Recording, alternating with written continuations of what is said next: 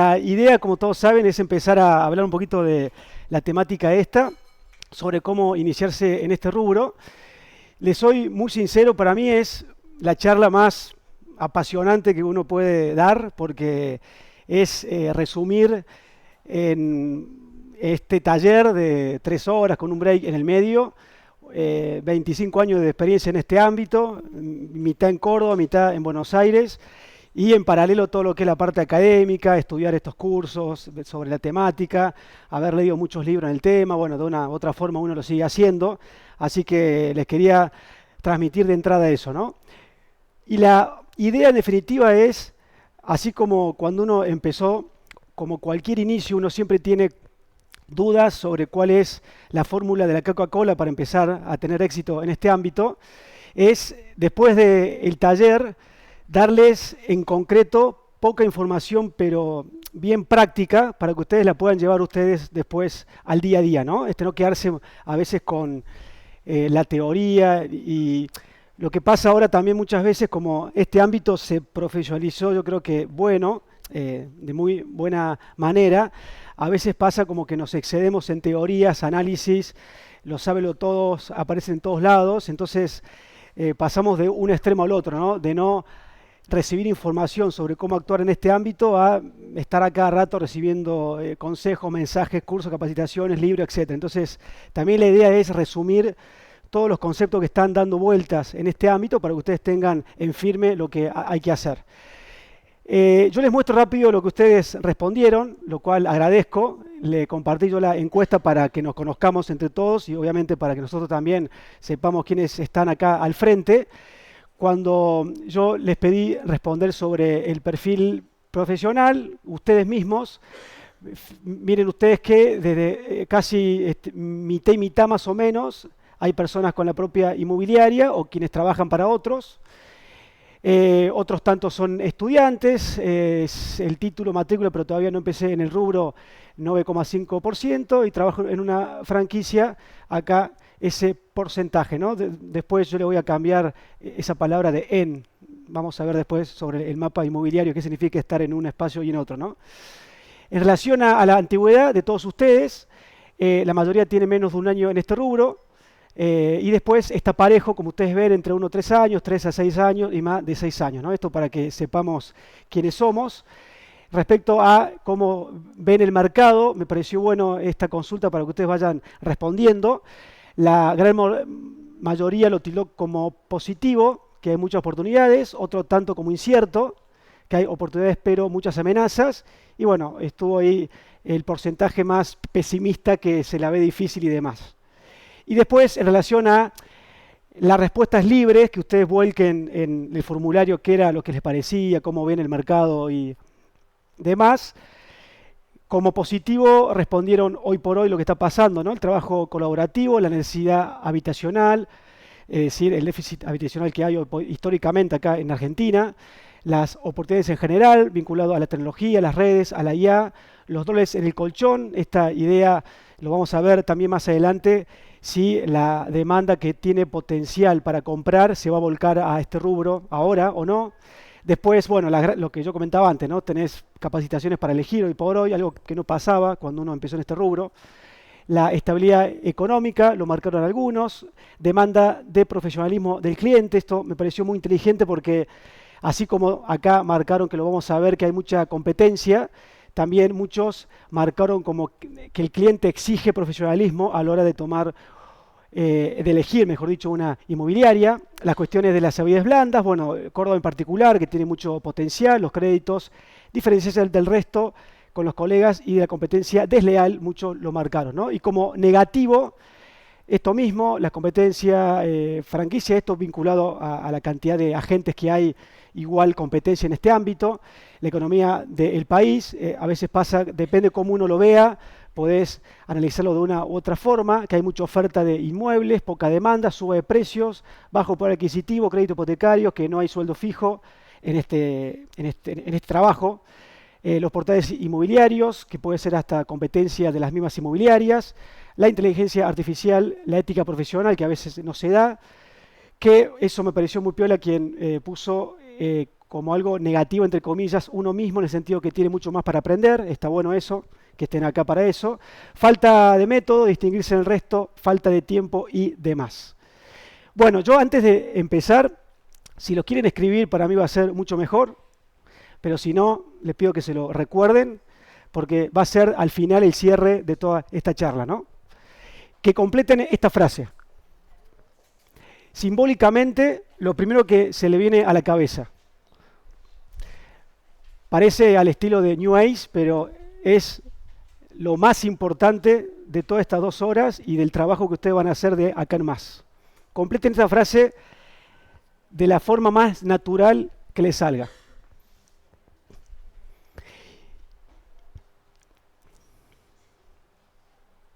Y luego quiero que hagan otro mini ejercicio completando esa frase. Admiro a, puede ser alguien conocido del círculo íntimo, puede ser un famoso, puede ser un cantante, puede ser un artista, un político. No sé si alguien va a elegir un político. Pero bueno, a quien quiera, cualquiera que ustedes vengan o les vengan a la cabeza, completen esa frase.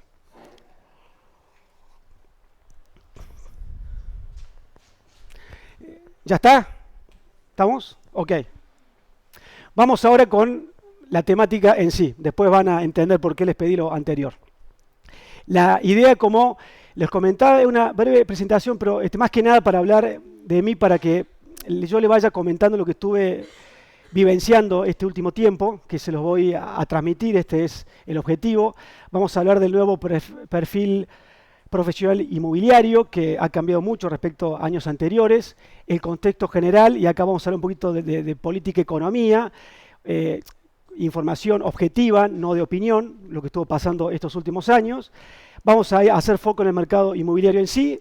Acá vamos a hacer un pequeño break para hacer una pausa y luego vamos a meternos de lleno en lo que es marketing, que aquí incluye obviamente la parte en general de comunicación, marca personal y demás, lo que es prospección, venta y el último un plan de acción para que todo lo que uno vaya volcando, obviamente lo bajemos a tierra y empecemos a llevarlo a la práctica. Muy breve, esta página, esta pantalla, mejor dicho, resume mi trayectoria en este ámbito. Ya lo voy a comentar en breve, pero bien fino, porque me parece interesante para que conozcan también, se relaciona cómo fue desarrollándose el sector inmobiliario. Yo empecé este rubro como cadete en el año 2000 en JB Sur, en esos años, y bueno, después de un recorrido que obviamente sigue, para mí que los medios nacionales como La Nación me tengan presente para citarme a la hora de opinar de este rubro, es simbólicamente la mejor recompensa, ¿no?, después de todos estos años. Así que esos son, por así decir, las 2 puntas que uno experimentó. Yo les comento brevemente mi experiencia para que la conozcan y también les voy a agregar algunos puntos de interés que ahora lo van a entender. Yo, como les dije, comencé en el 2000 de cadete, después pasé a la parte administrativa en JB Sur. En esa época, para los más chicos, obviamente no se pagaban los impuestos virtualmente ni por home banking, había que hacer cola a los bancos, así que las inmobiliarias medianas y grandes tenían gente especialmente para eso. Después avancé en el rubro, a la parte de alquileres y ventas de ISBA, propiedades que una inmobiliaria relativamente chica, pero el fundador, Ángel Márquez, es uno de quienes fundaron la Cámara Inmobiliaria, es un histórico en este rubro. Comentario aparte, yo me enteré hace poquito que la vicepresidenta del CPI, Carolina Fiore, también tuvo sus inicios en esta inmobiliaria, obviamente en otro momento, ¿no? Después yo en el año 2006, mientras uno trabajaba en este ámbito, fundamos la revista ABC Inmobiliario. No se imaginan lo costoso que era en esa época tener una revista propia. Obviamente nos fundimos, pero fue una experiencia muy buena porque me permitió hacer el primer paso vinculado a la consultoría inmobiliaria, ¿no?, respecto a la información de mercado y demás. Y también conocer en ese momento a la presidenta, mejor dicho, del Colegio de Martilleros. El CPI obviamente no existía en esa época. La presidenta del Colegio de Martilleros era Marcela Ibáñez, Y bueno, y entre otros tantos, también me permitió viajar a Buenos Aires para vivenciar los congresos y empezar a meterme en ese ámbito. No es como ahora que vos ves los congresos por YouTube, sino que en esa época había que ir personalmente para presenciar, digamos, esos grandes eventos. Después, por decisión propia, me voy a Buenos Aires, empecé a trabajar. Hola Maxi. Como dice la frase, de lo que sea para pagar el alquiler del mes. Mientras tanto, yo seguía buscando, tocando puertas, tirando currículum, como se decía, en el sector inmobiliario, que el foco mío era trabajar en las empresas internacionales, ¿no?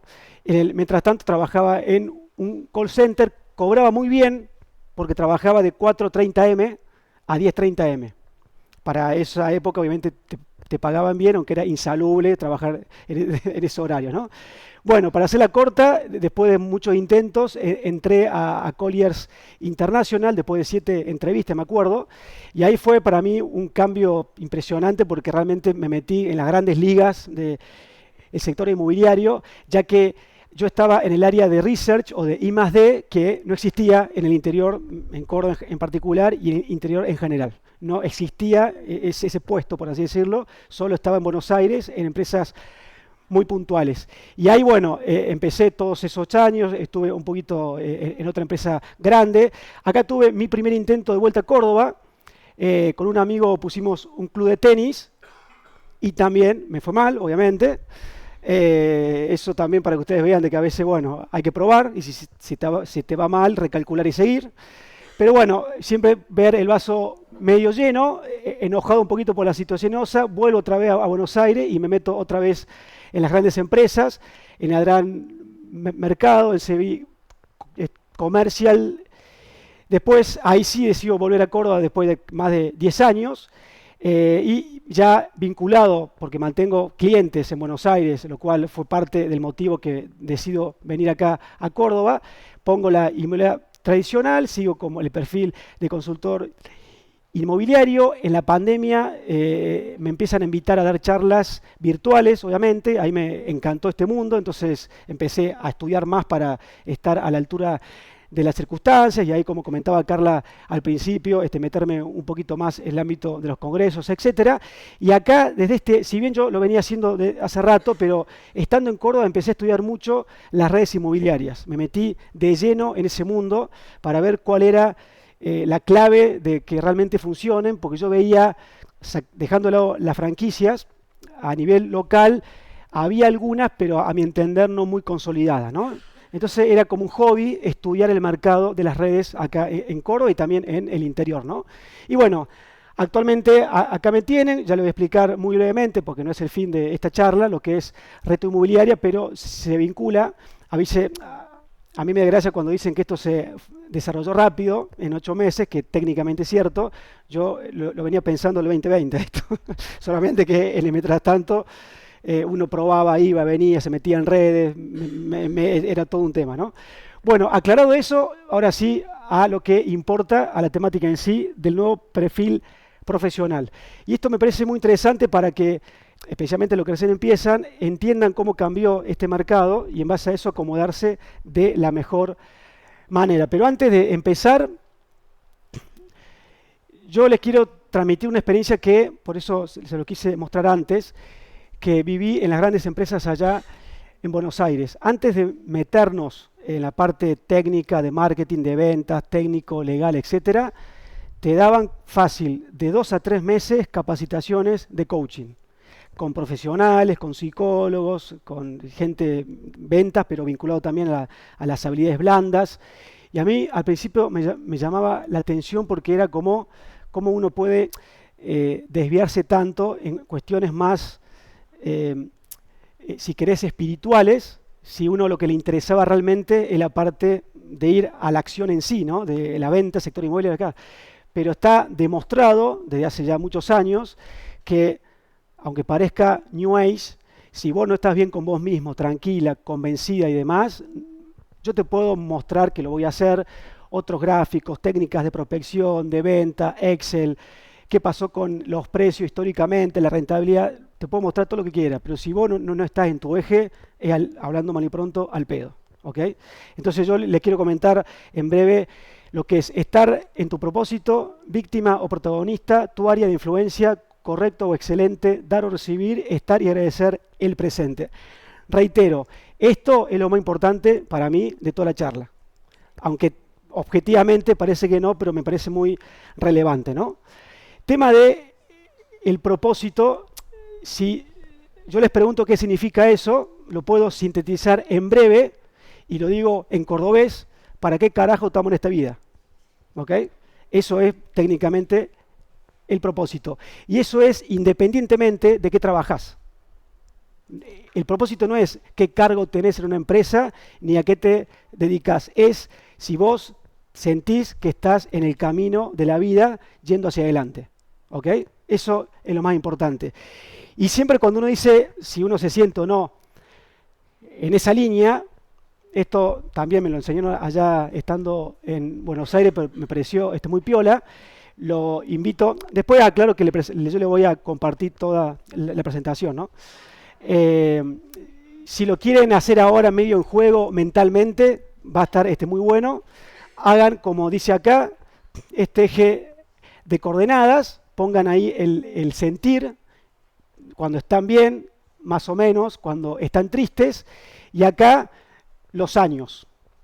Yo arranco en el 2000 porque es la época que yo me metí en el ámbito laboral, digamos, y pueden venir hasta el 2025 inclusive, ¿no?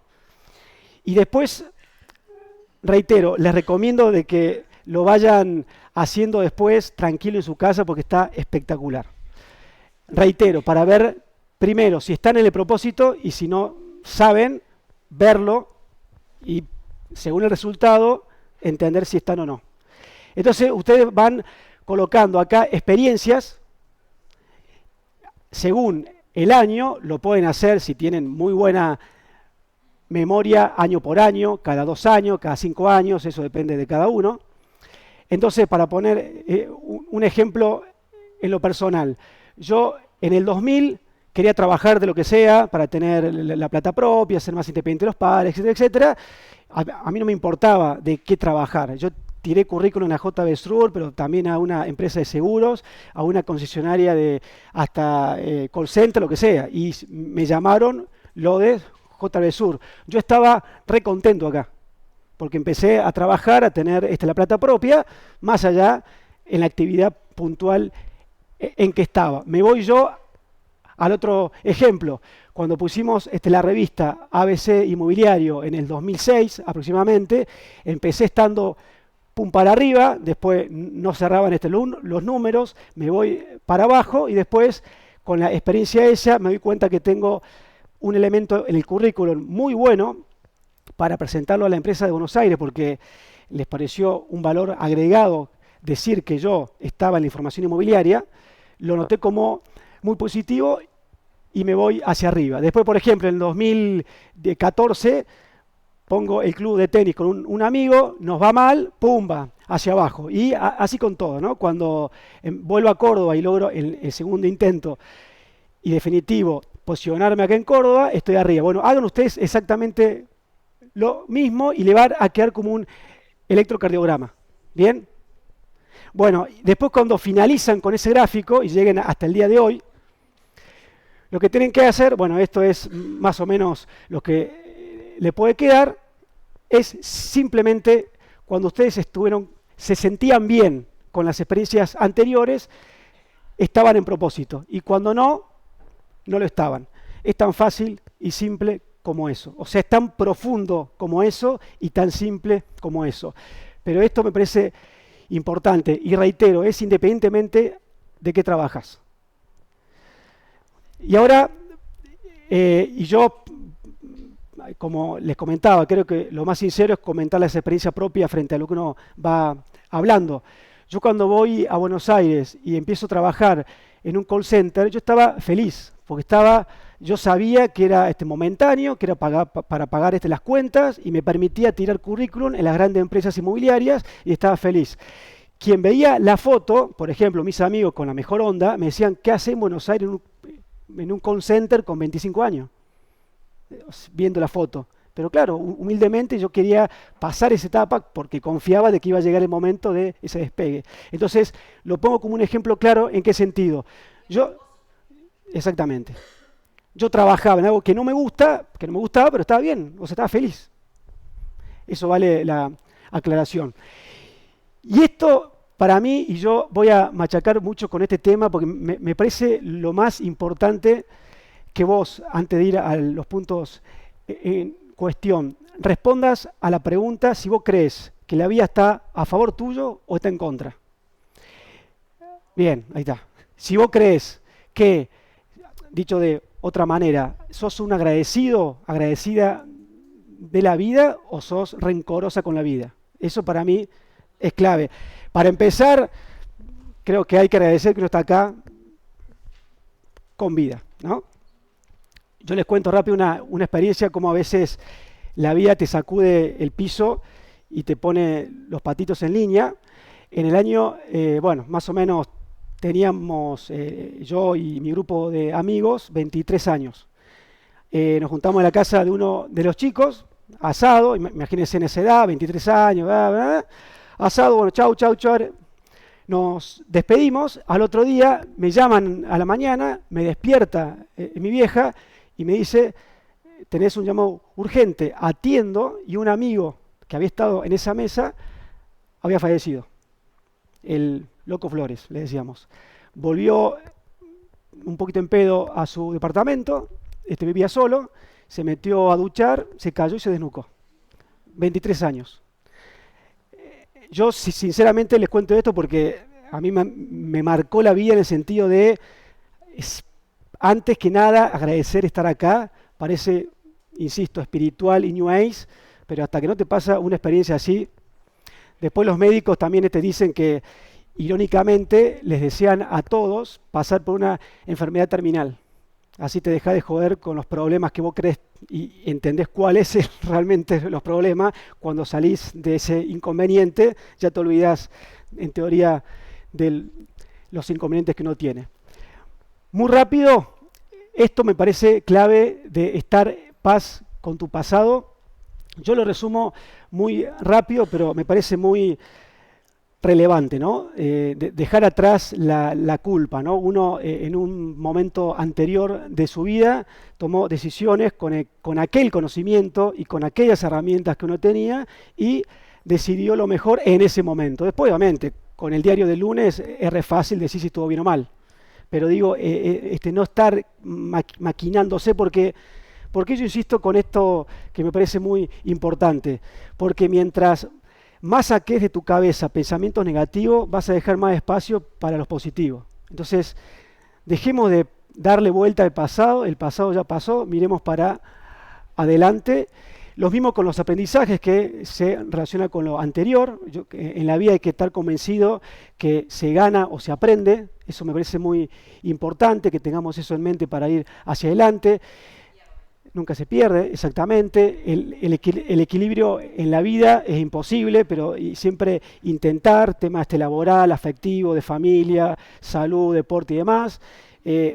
No existe, hagan memoria ustedes, los llamados exitosos en este mundo, multimillonarios, la mayoría tienen un equilibrio en su vida, son simples, son prácticos en todo sentido. Entonces, también tener esos espejos, ¿no? Se relaciona con el orden, y esto es lo que yo le decía de alejar los sentimientos tóxicos. A mí un jefe en Buenos Aires, en un momento que, por un cliente y demás, me dijo esta frase que me quedó grabada: nunca te quejes. O sea, ¿qué pasa cuando uno se queja? Uno es como que esquiva la responsabilidad y se le da a alguien externo. Si yo digo que actualmente en el mercado inmobiliario no hay ventas porque faltan créditos, a la hora de vender, ¿yo tomo la rienda de la situación o dependo que los bancos saquen más crédito? Y así con otros ejemplos, ¿no? El tema de la envidia. A ver, como dice la idea muy interesante, que está mal si te crees más que los otros, pero está mal también si te crees menos que los otros. Entonces, en ese sentido, ser inteligente y copiar de los buenos, acercarse a los buenos, no tener la envidia, sino muy por el contrario, porque lo que realmente son buenos con mayúscula, lo principal que quieren hacer es ayudar a los otros. También allá en las empresas grandes, les cuento las experiencias también para que bajar a tierra estos ejemplos. Yo una vez me acerqué al gerente de Colliers International. Éramos allá fácil 60 personas entre la parte de research, de brokerage, que la parte de ventas, administración, legales, etcétera. Y me acerqué al de los fundadores que había vivido en Estados Unidos, trajo acá la marca hace como ya varios años, un hombre de, en aquel momento, 70 años. Y cuando yo le fui a preguntar algo, fui con timidez para ver si era pertinente, ¿no? Preguntarle al número uno algo. Y él no solo me transmitió confianza para que hable, le pregunte y demás, sino lo que me dijo que le llamaba la atención cómo nadie le iba a preguntar cosas a él, que era el que más sabía. Entonces uno está a veces con el prejuicio ese de el de arriba. Y yo cuando vine acá a Córdoba, que me empecé a juntar con los referentes, lo que caracterizan a los referentes en serios es la humildad. Entonces aprovechenlos a ellos, en definitiva, para sacarle jugo. El tema de la comparación más o menos y el tema de la crítica igual.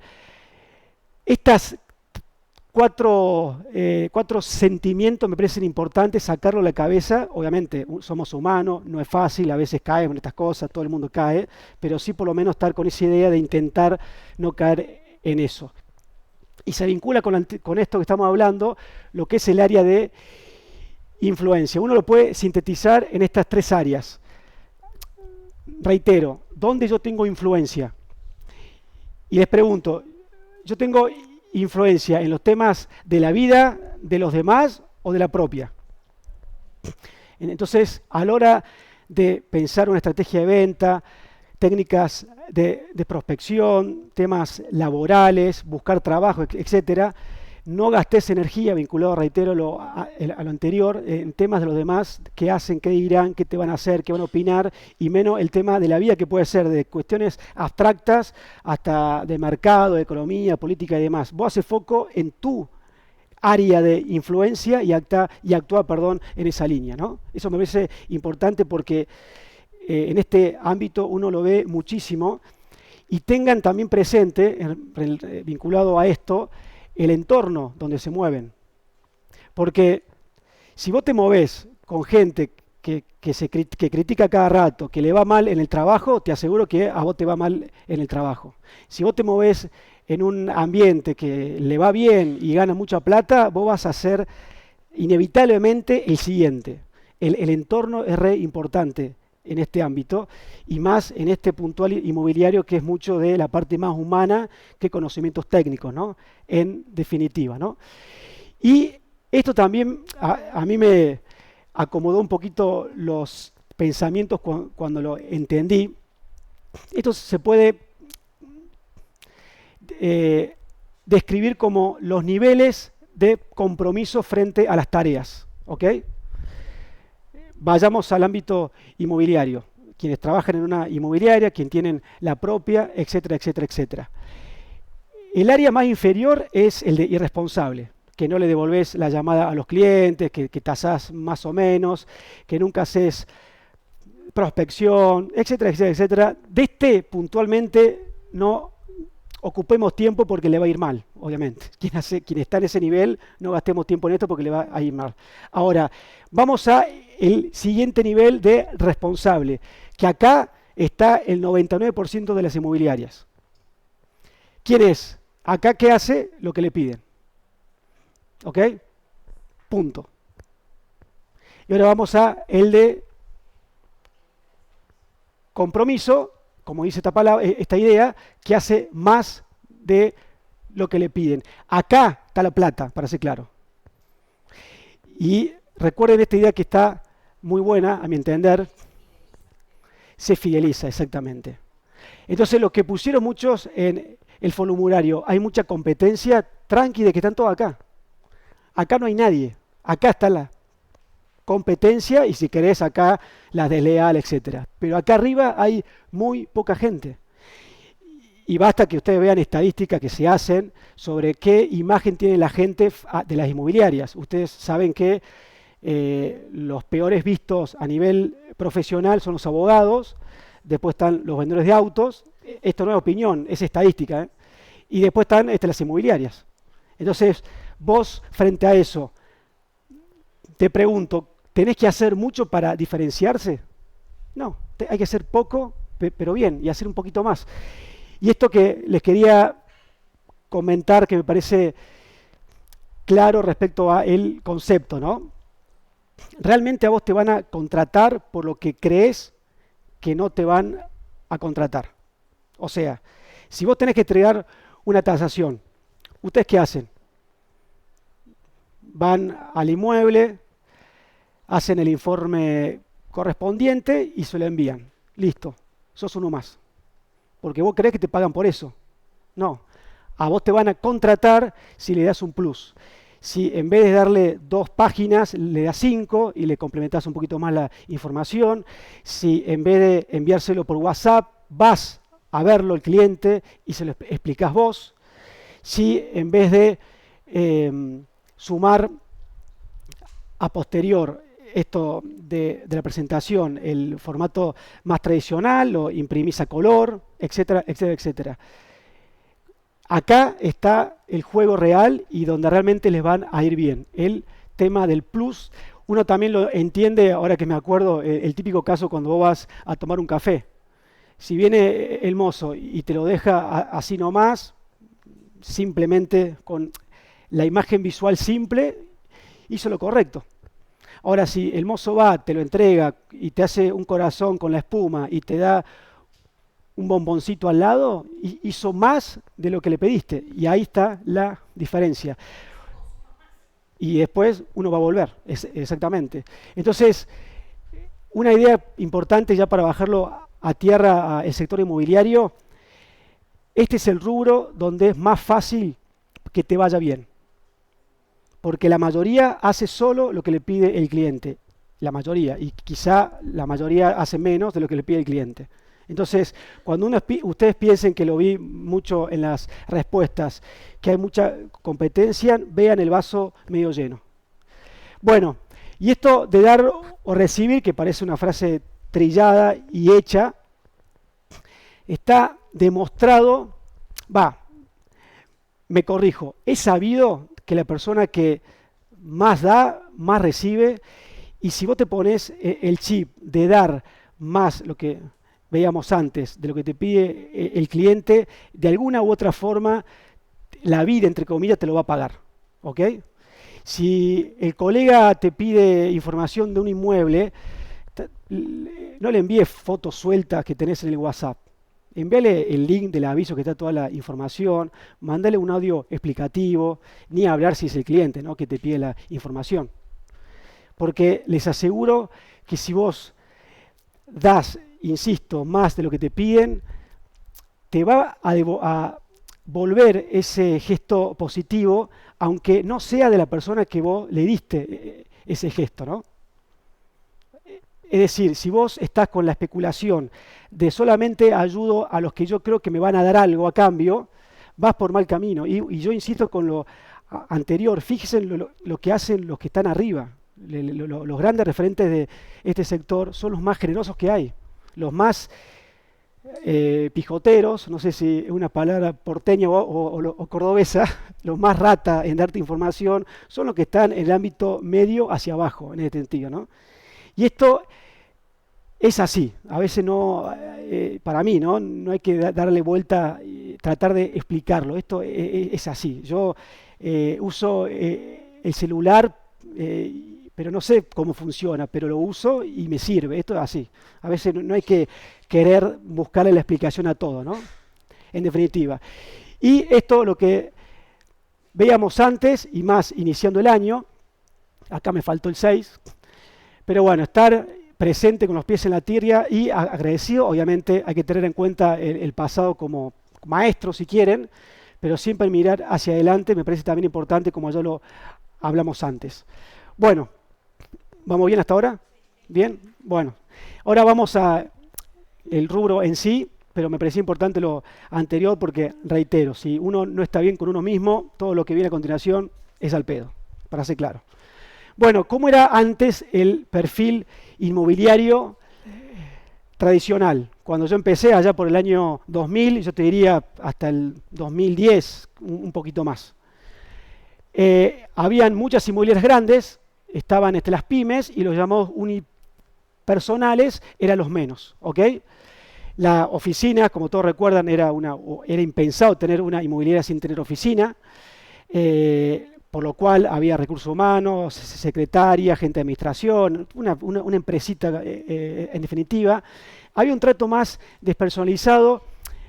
Esto, si bien, si me escuchan los de la vieja escuela, se enojan si uno dice esto, pero era muy diferente a lo que se entiende hoy la atención personalizada. Antes, el dueño de la oficina muy difícilmente atendía a los clientes, tenía vendedores, que eran los vendedores quienes atendían a los clientes, y a veces pasaba que el vendedor duraba 6 meses y aparecía otro, entonces había un trato despersonalizado.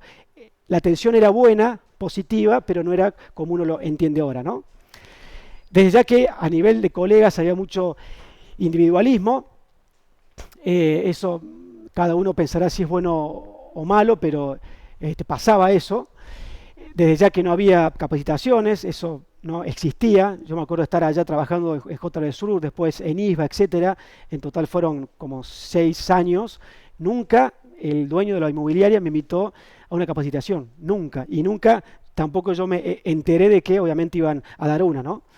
Y desde ya que no había información de mercado, ahora todo el mundo hace estadística, informes y demás. En esa época totalmente diferente. Era, salvando las distancias, y si me cuenta alguien, si me escucha alguien de la vieja escuela se va a enojar, pero dejando de lado las grandes, las llamadas pymes eran un comercio más. Entonces, así como estaba la verdulería, la carnicería y el kiosco, estaba la inmobiliaria. Estaba en ese nivel. No era ni bueno ni malo, era así. Era la realidad de esa época, ¿no? Entonces, bueno, ¿qué pasa ahora? En definitiva, se dio vuelta totalmente el triángulo. Ustedes recuerdan que las llamadas inmobiliarias grandes, que para mí ahora en vez de grandes hay que decirles tradicionales, porque ya no son grandes, pero sí tienen su prestigio, etcétera. La mayoría pasó de tener 8 oficinas a 1 o 2. Y no le voy a decir el nombre, pero uno está buscando gente para que se le alquilar sus espacios, ¿no? Entonces, en este sentido, cambió muchísimo. Casualmente, porque más allá de los cambios que uno podría hablar horas, pero la vamos a hacer corta, el tema de la oficina, como se redujo ya la necesidad de la presencia física en el espacio, tenemos toda la oficina híbrida que va desde trabajar en casa, el coworking, compartir espacios en común, etcétera, etcétera. Ahora tenemos más que empleados, tenés aliados, uno no tiene dentro de la empresa el abogado, el contador. Uno trabaja con un contador, con un abogado y así con otros tantos. Después, esto que le decía antes, la colaboración vino ya para quedarse hace un tiempo y ya es raro que hoy alguien no comparta un negocio, salvo excepciones, pero ya creo que esto fue un cambio muy bueno. Información de mercado, los colegios profesionales lo dan, las cámaras se lo dan, está buenísimo obviamente ese cambio. Vinieron las franquicias. ¿Saben en qué año llegó RE/MAX a Córdoba? ¿Y Centro 21? ¿Y saben que hay tres franquicias? Está RE/MAX con 2 oficinas, Centro 21 con 3 y Killing Williams con 1. Y hay una cuarta que este año va a llegar acá a Córdoba. Y ya les voy a comentar. Y el tema de las redes, lo que hablaba antes, que se relaciona con el trabajo colaborativo, ¿no? Bueno, ¿qué imagen para ustedes refleja más el inmobiliario de hoy? El tipo. Que puede ser hombre, mujer, obviamente, o este.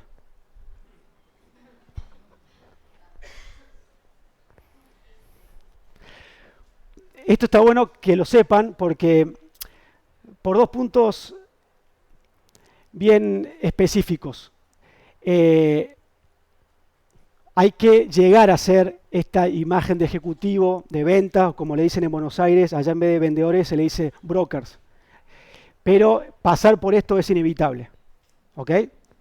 Y yo, en relación a eso, les quiero comentar esas etapas del profesional. Después ustedes, haciendo una perspectiva hacia adentro, van a decir si se ven reflejados en alguna de las etapas. Y bueno, de ser así, en cuál, ¿no? Pero estas etapas, yo lo comento esto frente a la pregunta si hay que trabajar mucho, cuántas horas hay que poner, si justifica, cuando uno le pregunta a un colega dónde trabaja y te dice en toda Córdoba, vos decís, wow, ¿cómo haces? O está el que te dice, no, yo me dedico a Docta, de esos dos extremos, ¿no? Bueno, yo creo que hay que entender la escalera para, insisto, que ustedes se visualicen a ver en qué momento están y estoy convencido, esto sale de los libros, que es lo recomendable para una escalera profesional y laboral.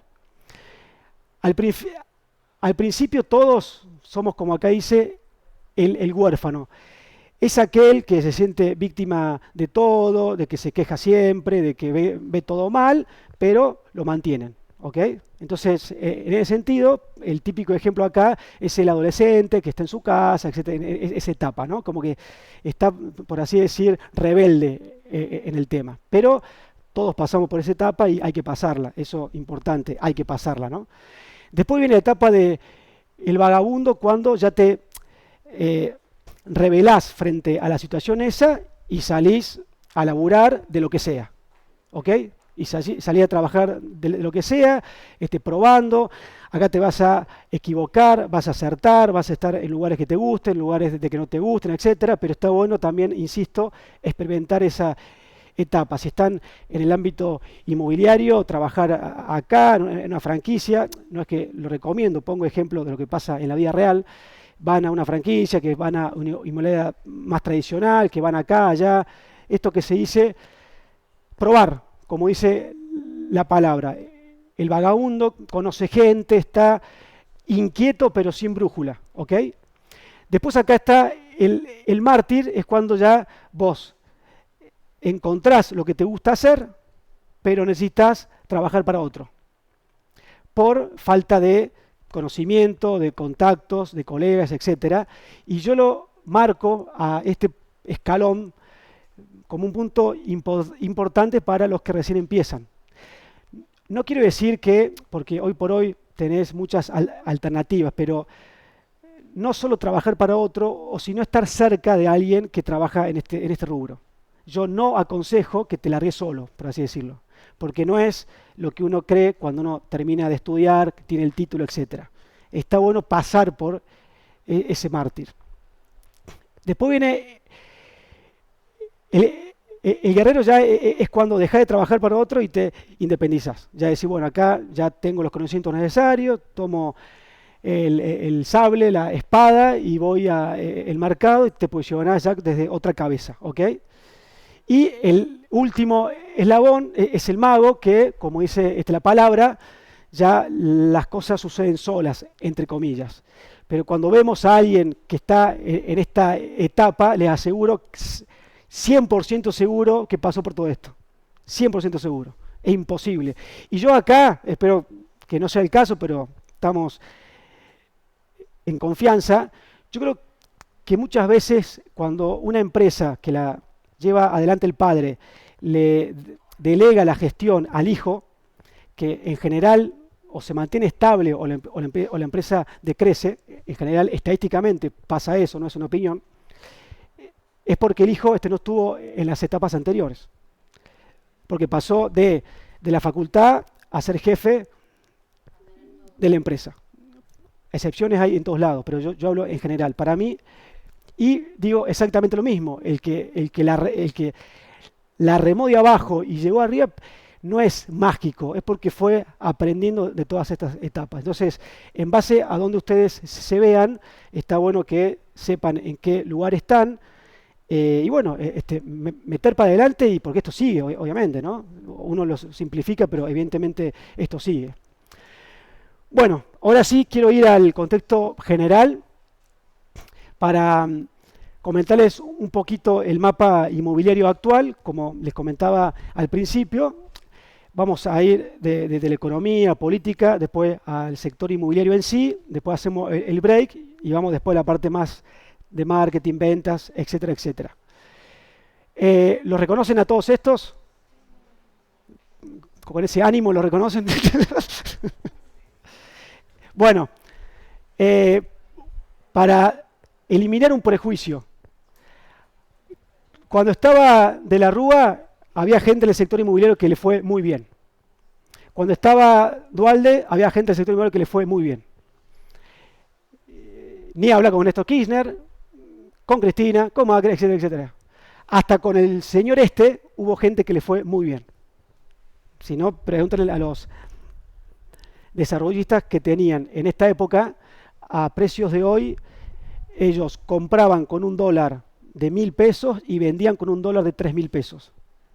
O sea, hasta en esta época, y bueno, y ahora como ven las estadísticas, entonces yo lo que quiero decir en primer lugar, no importa el gobierno, cuando alguien se sienta frente a ustedes y dice, no, no se vende porque está Milei, no se vende porque está el verde, eso es mentira. O no, vos no vendés, pero no es que no se vende. Bueno, yo les quiero comentar porque me parece importante, nos guste o no, hubo un cambio que hizo este señor que dio vuelta la economía, que no se hacía desde muchos años atrás, pero obviamente yo pongo este ejemplo para no irme muy hacia atrás, que salvo 2 años de Néstor Kirchner, que tenía los llamados superávit gemelos, pero en general tenía el 95% de toda esta época, en realidad empezó en los 90, pero siguió hasta esta época, era de que la economía en general tenía déficit, había emisión que se potenció mucho, desde el 2011 en adelante, lo que comentaba antes, el dólar históricamente estaba alto, había mucha brecha.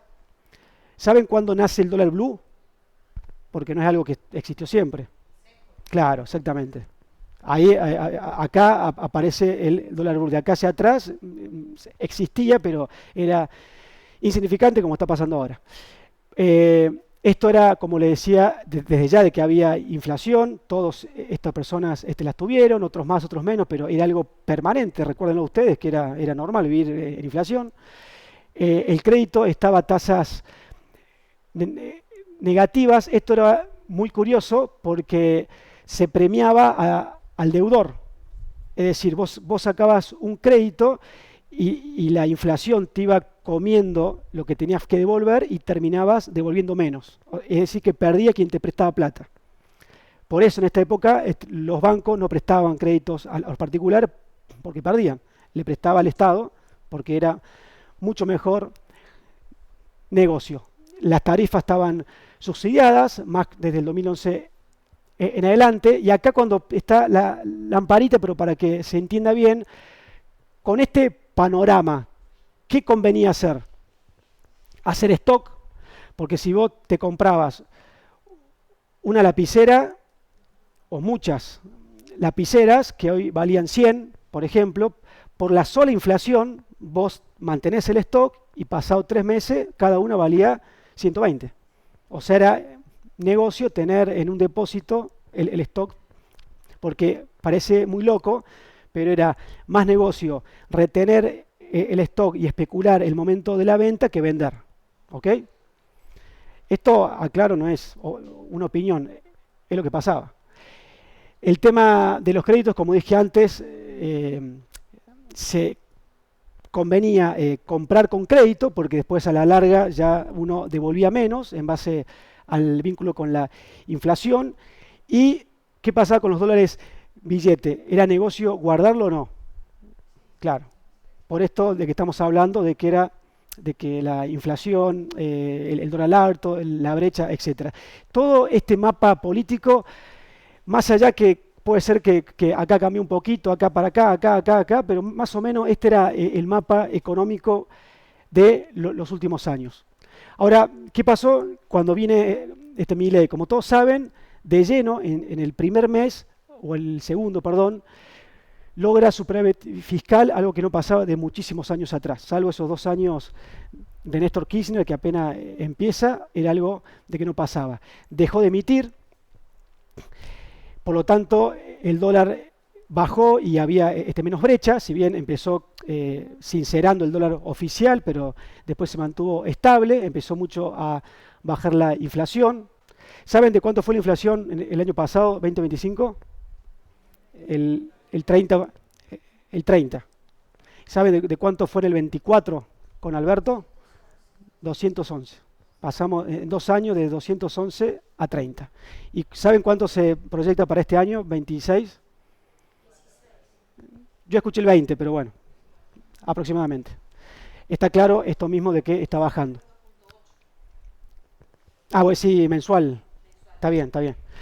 Bueno, esto de los créditos tasa positiva se normalizó, que hoy por hoy es negocio prestar, por eso los bancos están dando crédito hipotecario, ahora no tanto, pero la explicación es esta.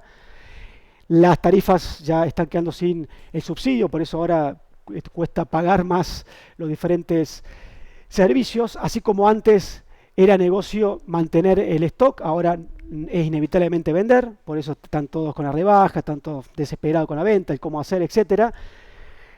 Ahora, como ya no es negocio comprar con crédito, hay que sacar los dólares del colchón, los ahorros, porque te conviene más, según lo que uno quiera hacer, gastar el ahorro y te capitalizás con crédito o de otra forma y no mantener los dólares debajo del colchón. Y se relaciona con esto último. No sé si usted sabía, pero la inversión más negativa de la era de Milei es el dólar billete. Los que se quedaron con dólar billete de aquella época perdieron como la guerra. No sé si acá hay alguno damnificado. Bueno, y esto yo lo comparto porque lo que vimos antes es la cuestión más local. Más allá que nos guste o no nos guste, es así, ¿ok? Y esto es lo que pasa a nivel internacional, que ahí sí uno puede entender que es el beneficio que tiene Milei, porque no depende de él, sino de que viene del contexto internacional. Porque todos los presidentes anteriores, si uno imagina a Argentina como un avión, tenían 4 motores: los servicios locales, la industria local, el comercio y el campo. Esos eran los 4 motores que tenía la Argentina. De los 4 motores, ¿quién trae dólares al país? Solamente el campo. Eso pasó en los últimos casi 20 años. Ahora empezó el proceso más o menos en esta época, pero hoy ya se consolidó, cambiaron los motores y tenés la industria del conocimiento, la minería, petróleo, gas, campo. Ahora antes Argentina tenía un canal de ingresos de dólares, ahora tiene 4. Ese otro de los motivos por el cual uno tiene que visualizar bien, y yendo al sector inmobiliario, cómo se está desvalorizando el dólar como moneda de ahorro, ¿no? Y si uno lo trae al sector inmobiliario, los ladrillos están dolarizados. ¿Saben ustedes cuánto salía un departamento en el 2011? Yo me acuerdo porque lo mantuvimos actualizado a el valor. Vendimos un departamento en el 2011 aproximadamente en San Lorenzo Ituzaingó, ahí a una cuadra de El Buen Pastor, de un dormitorio. Lo vendimos a 600.000 pesos, pero en esa época era más o menos $60.000. O sea, hoy, ¿cuánto sale un departamento en esa zona? Ese puntual, lo que hicimos nosotros fue tasarlo todos los años a ese mismo, y hoy por hoy estaría en torno a los $70.000. O sea, en resumen, no fue negocio inmobiliario en el periodo largo, si uno tiene de referencia los departamentos de Nueva Córdoba. Fue más que nada un resguardo de valor, no una ganancia, ¿no? Por eso uno habla también, cuando habla del dólar, te lo tiene que vincular mucho con el sector inmobiliario, porque en definitiva es la moneda o el lenguaje de los cuales nosotros nos hablamos. Bueno, ahora vamos al sector inmobiliario. Creo que estamos bien de tiempo, de paso un break. ¿Sí? Listo, listo, listo, listo. Esperaba tu autorización. Bueno, hacemos un repaso del sector este, pero me parece bueno para que todos vayan entendiendo dónde estamos jugando, ¿no? Sí.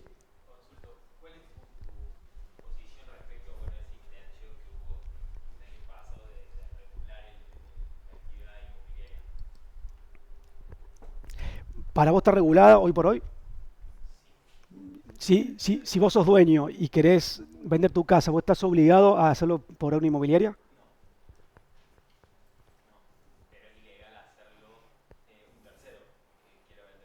Sí, eso sí. En ese punto es cierto. Sí, eso es cierto. Nosotros tuvimos el cierre de la red el mes pasado con las autoridades del CPI. Nos visitaron el presidente, la vice y demás. Y ellos nos comentaban en off que era algo que va a venir. Más allá de la opinión, es una cuestión de tiempo. Lo que sí no es prioridad para el gobierno actual ese tema. Es como que está en carpeta, que se va a hacer, pero no se sabe cuándo. La desregulación de la matrícula. Que en realidad, más que la desregulación, es la no obligación para matricularse. O sea, si uno a voluntad propia lo quiere hacer, obviamente lo va a poder hacer. Yo creo que, en definitiva, quienes estamos, creo que uno está en esa línea, haciendo las cosas bien y trabajando en ese sentido, no es algo que tiene que preocuparnos. Si pasa, que pase. Bueno, ya está. Uno va a seguir igual, trabajando bien en esa línea de ahora en más. ¿Ok? Es más, yo creo que si llega a pasar, que lo comentamos la vez pasada con las autoridades del CPI, va a ser como una cucarda que va a tener el profesional frente al cliente. ¿Me explico? Es decir, ¿no se pasa algo? Ah, pasa. Está bien. Que más allá que no sea obligatorio, yo creo que el cliente lo va a valorar. Así como uno muestra un título universitario, muestra diplomas que hizo, bueno, también incluís la matrícula, ¿no? En definitiva. Así que ese es el tema. Bueno, muy rápido antes de hacer el break, les voy a comentar brevemente qué pasó los últimos años en este sector. Es una medida que nosotros hacemos de lo que es provincia de Buenos Aires, pero se asemeja mucho el ritmo del mercado a lo que pasa en el interior en general, especialmente en Córdoba, Rosario y en Mendoza, por eso uno lo tiene como referencia y también te sirve como un comodín de lo que pasa en Buenos Aires, entonces como que usamos esta información, esto mismo, ¿no? Para contar cómo fue el sector inmobiliario en los últimos años, ¿no? Cada año me va a llevar unos 15 minutos, así que, no, mentira. No, lo vamos a hacer rápido, pero me parece piola que lo entendamos bien para que ustedes sepan en dónde se metieron, en definitiva, ¿no? Los que están empezando en este rubro. El año 2000, como todos recuerdan, empezó una bomba económica con la crisis del 2001. Bueno, ya todos... No sé si alguien no estaba consciente en esa época, alguien muy joven acá. Ah, mira, allá uno. Bueno, lo leíste en los libros de historia. Bueno, pero a continuación, obviamente, hubo una crisis en general, pero después el mercado inmobiliario voló. Fue impresionante. Principalmente por dos motivos. La gente salía corriendo a sacar su dinero de los bancos y lo ponía en donde sea. Eso era igual en inmuebles. Y por otra parte, bueno, vino el boom de la soja en Latinoamérica en general y en Argentina en particular, que eso fue un ingreso de dólares del país impresionante. Entonces fue un boom acá en esta época, y reitero, yo estaba ahí, me acuerdo que estaba en JB Sur al principio y después en ISBAS se vendía hasta sin mostrar los departamentos. La gente de campo llamaba a las inmobiliarias, mira, tengo tanta, quiero comprar 3 unidades en ese edificio, ya está, era así, fue un boom, realmente impresionante.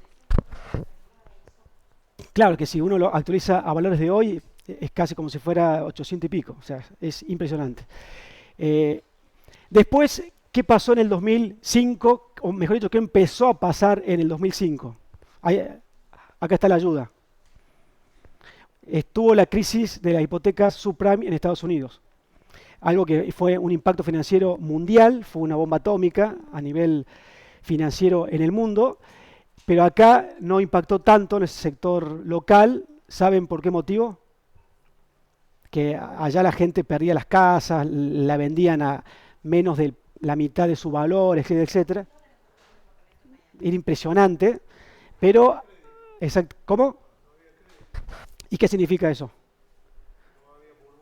Claro, que no había dueños hipotecados, por así decirlo. Era el titular 100% de su inmueble, entonces no era obligación venderlo, no es que un banco te obligaba a venderlo. Entonces, acá el mercado en las leves crisis ajustaba por cantidad de operaciones y no por precio. Eso es importante cómo fue pasando. Después, ¿qué pasó en el 2006? A ver si alguien se acuerda. Fue un acontecimiento para bien o para mal, eso depende de cada uno, pero hizo que el mercado inmobiliario argentino se dé vuelta así. Les doy una pequeña ayuda. ¿Qué es eso? Bien. Llegó RE/MAX a Argentina. Hizo base en el 2006 con Sebastián Sosa y Dotti. Yo les comento una experiencia. Yo cuando empiezo a buscar trabajo en Buenos Aires, sale RE/MAX convocando a vendedores y yo envío el currículum, me citan y ¿saben quién me recibió para explicarme lo que era RE/MAX? Sebastián Sosa. Hoy por hoy, si querés llegar a él, olvídate, para empezar está en Miami, o sea. Pero digo, acá fue cuando empezó, tuvieron como 3 o 4 años una experiencia más plana hasta que empezaron a hacer fuerza primero en Buenos Aires y después en todo el país. Sí, sí es un referente. A nivel números del mercado, él tiene mucha información interna, porque todas las operaciones que se hacen de la red RE/MAX, ahí tenés precio de referencia de cierre, valores, o sea, él se da vuelta y tiene información para llevar arriba.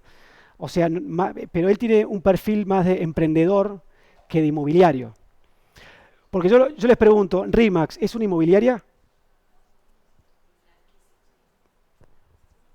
RE/MAX no es una inmobiliaria. Es un sistema para inmobiliarios. Entonces, Sebastián Sosa, si ustedes van a RE/MAX Argentina, este no es una inmobiliaria. Por eso RE/MAX tiene un segundo nombre, todas las oficinas, RE/MAX Docta, RE/MAX Mediterránea. Bueno, el segundo nombre lo elige el martillero que te contrata la franquicia. El sistema, exactamente, y te dan el acompañamiento, la marca, etcétera, etcétera. ¿Cómo? Por eso. El lío, lo digo en 2 palabras porque no me quiero explayar en este tema, hubo mucho lío y lo sigue habiendo porque el error fue cuando se argentinizó el sistema de RE/MAX. Porque en Estados Unidos vos tenés los realtor, que son aquellos que están, no se llama matriculados, pero es como si fueran una matrícula, que sale mucha plata tener, entonces están autorizados para comercializar los inmuebles. Y existe la figura de agente. También el agente saca una matrícula, entonces ellos existiendo legalmente las 2 figuras, se amoldaron al sistema para crecer en ese ámbito. Lo que pasa cuando vienen a Argentina, no existe la figura legalmente de agente. ¿Ok? Entonces, ahí fue cuando se empezó a hacer ruido en el ambiente.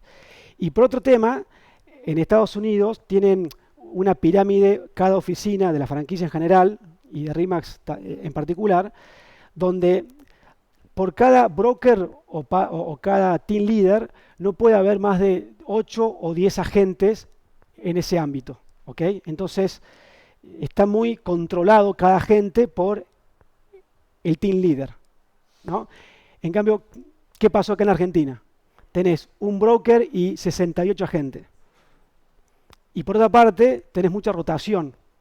Y lo dicen ellos mismos, entran muchísimo. Ellos, cuando vos vas a tocar la puerta y querés sacar una franquicia, a mí me la ofrecieron para poner acá en Córdoba una, y hablé con dos puntualmente cuando les comentaba que estaba estudiando el mercado de la franquicia en Córdoba, y los dos me dijeron muy claro, uno, dueño de la franquicia, esto, el negocio no es vender inmuebles, el negocio es captar agentes. O sea, el dueño de la franquicia no vende inmuebles, está llamando a gente, a gente, a gente, a gente. Entonces, ahí es como siempre pasa, el sistema está bueno, pero al argentinizarlo tanto, se desordenó mucho, ¿no? Pero bueno, no me quiero explayar en ese tema. Después, acá cuando viene en el 2008, ¿qué pasó en el 2008? La llamada crisis del campo. Acá el sector inmobiliario venía desde el 2000 hasta el 2008 hacia el alza, tanto en actividad como en ventas, etcétera. Después, el 2008, más que por temas técnicos, por temas políticos, porque acá se dice de que nace la llamada grieta, nace en esa época. Entonces ahí fue cuando los grandes inversores empiezan a desconfiar del gobierno actual. Acá se empieza a decir la frase, con o sin razón, vamos a hacer Venezuela, en esta época. Entonces lo que tenía muchos dólares invertían en Uruguay, en Paraguay, etcétera, etcétera. Y después, en el 2008-2009, ¿qué pasó en Córdoba? Que también dio vuelta, o quiso dar vuelta el mercado.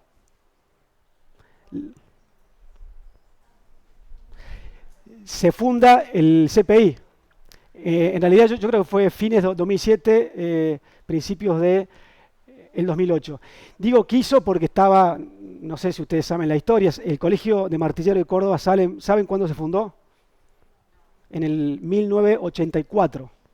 Es mucho más antiguo, entonces el CPI viene, por así decirlo, de la Cámara Inmobiliaria de esa época, que estaba Mario Toledo, Maher, el mismo joven de aquella época, Sergio Vilela, Malbrán, Beltrán, etcétera. Ellos eran el CPI, perdón, la CACIC, la Cámara Inmobiliaria de Córdoba, entonces entienden de que no se ven representados como inmobiliarios frente al Colegio de Martilleros, entonces quieren hacer algo propio y lo empiezan a gestionar, y bueno, después de muchos años de lucha, entre comillas, logran crear el CPI en el año 2007. Bienvenido sea, ¿no? Yo estoy desde ya matriculado ahí, estuve hasta hace poco en el de Martillero, pero me di de baja porque la verdad que no me... tener dos matrículas para mí era sin sentido. Y me quedé con el CPI. Bueno, después de esta época, cuando se acomoda un poquito el conflicto que fue poco, pero para el sector inmobiliario, recuerden que cada columna es la actividad del sector inmobiliario. Luego de esta época que se acomodó bastante bien, mejora hacia arriba. ¿Y qué pasa en Córdoba luego? Voy a hacer rápido para que no demoremos el break. En el 2008 viene el primer intento de RIMAX en Córdoba. Tenían planificado poner entre el 2008 y el 2010, poner 3 oficinas en Córdoba. La primera estaba sobre La Cañada, duró 1 año y medio, después cerró. La segunda iba a estar, creo que acá en zona norte, pero nunca la abrieron. Los franquiciados que trajeron a RIMAX a Córdoba en esta época, le fue mal. Y se fueron. Y Sebastián Sosa dijo, vamos a volver. Después, en esta época, 2010, ¿qué pasó en la política argentina en el 2010? Andan flojos en historia, ¿eh?